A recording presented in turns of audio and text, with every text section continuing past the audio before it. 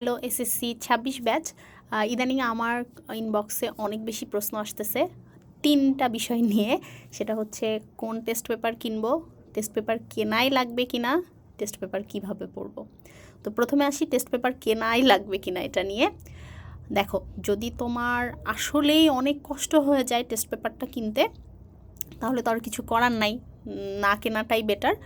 সেক্ষেত্রে অপশন হচ্ছে তোমার কাছে যে গাইড আছে, বিগত বছরের যে টেস্ট পেপার আছে, সেগুলো থেকে বোর্ড প্রশ্নগুলো ভালোভাবে সলভ করা। তবে অবশ্যই ইংলিশ টেস্ট পেপারটা কিনে ফেলা। ইংলিশ টেস্ট পেপারে শুধু বোর্ড প্রশ্ন সলভ করলে হয় না, সাথে সাথে কিন্তু মডেল প্রশ্নগুলো সলভ করতে হয়।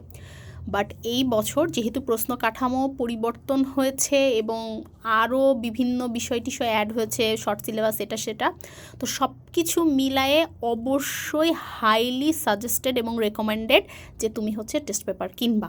মানে একটু কষ্ট হলেও সামহাও তুমি টেস্ট পেপার কেনো। এরপরে আসে আপু, ধর্মর টেস্ট পেপার কিনবো কিনা, সমাজের টেস্ট পেপার কিনবো কিনা। আমার এখানেও সাজেশন হচ্ছে পুরো সেটটাই কিনে ফেলা।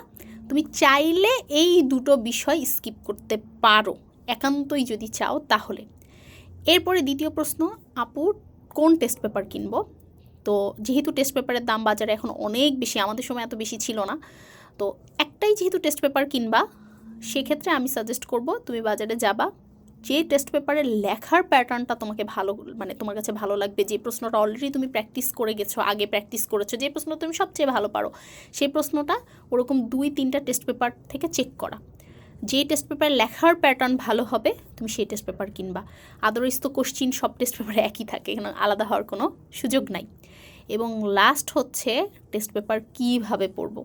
টেস্ট পেপার কিন্তু এক একটা সাবজেক্ট এক একভাবে পড়তে হয়। তো পুরো টেস্ট পেপার তুমি কোন বিষয়গুলো কীভাবে পড়বা, এটা একটা ডিটেলস ভিডিওর লিঙ্ক আমি হচ্ছে কমেন্টে দিয়ে দিচ্ছি, তোমরা সেটা চেক করে নিও। সো আশা করি টেস্ট পেপার রিলেটেড তোমাদের যে এত এত প্রশ্ন ছিল, সেটার উত্তর আমি সুন্দর করে গুছিয়ে এই শর্ট ভিডিওটাতে দিতে পেরেছি। সো বেস্ট অফ লাক, বেশি বেশি করে পড়াশোনা করো, পরীক্ষার কিন্তু আর খুব একটা বাকি নেই। তবে হ্যাঁ, এখন থেকে পড়লেও ভালো রেজাল্ট অবশ্যই সম্ভব।